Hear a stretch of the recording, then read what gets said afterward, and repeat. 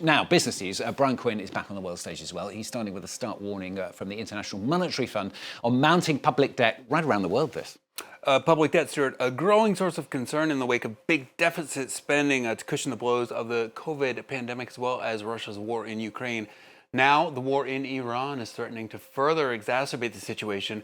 The International Monetary Fund says public debt hit 95% of world GDP as of the end of last year. With average budget deficits at around 5%, that overall level is projected to hit 100% of world GDP by 2029. Rising interest rates will only make that harder to manage. A number of countries have rolled out measures to offset the cost of rising fuel prices for their citizens amid the war, notably by cutting fuel taxes. In Germany, a 2-month tax cut is expected to cost the government nearly $2 billion. Canada is spending around $1.7 billion on a similar measure, along with Italy, Australia, and Greece to lesser extents. IMF chief Kristalina Georgieva says that while the intentions behind such measures are good, they risk prolonging the pain of high prices. Here she is.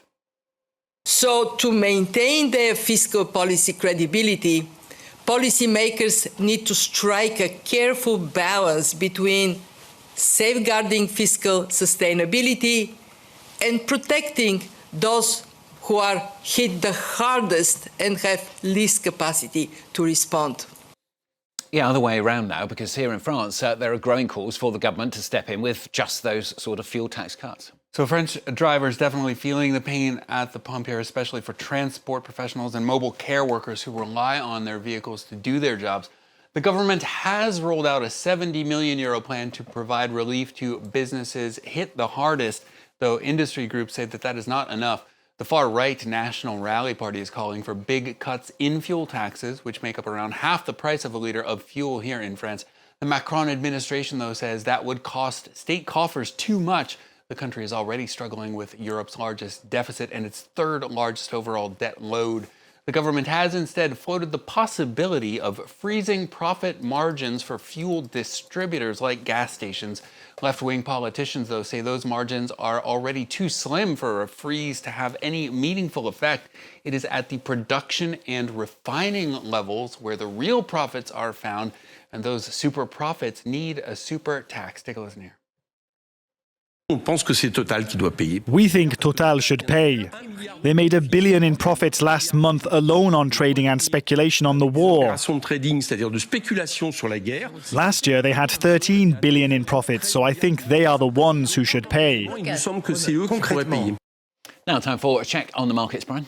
Well, crude oil prices, Stuart, relatively stable for once as commodities markets appear optimistic for a new round of U.S.-Iran peace talks. Brent crude hovering just below $95 a barrel with its American counterpart WTI at around $91.50. Asian stock indexes, meanwhile, making some significant gains on the heels of a big trading day for Wall Street on Wednesday. The Nikkei in Tokyo following the S&P 500 to hit a new record high as investors show considerable optimism that the war may soon be over. Hong Kong up 1.5% as new data shows Chinese economic growth accelerating in the first quarter of the year to beat expectations. Here in Europe, a fairly flat open as investors on the continent cast a somewhat warier eye on geopolitical developments. The tech and basic resources sectors leading the way as Paris and Frankfurt open in positive territory. The FTSE in London lagging at the open. Finally for business, a landmark court verdict in the US could have major implications for the music industry.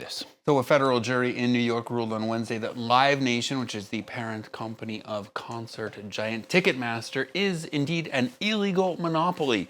The case had been pursued by more than 30 states after the Trump Justice Department ended its complaint with a $280 million settlement.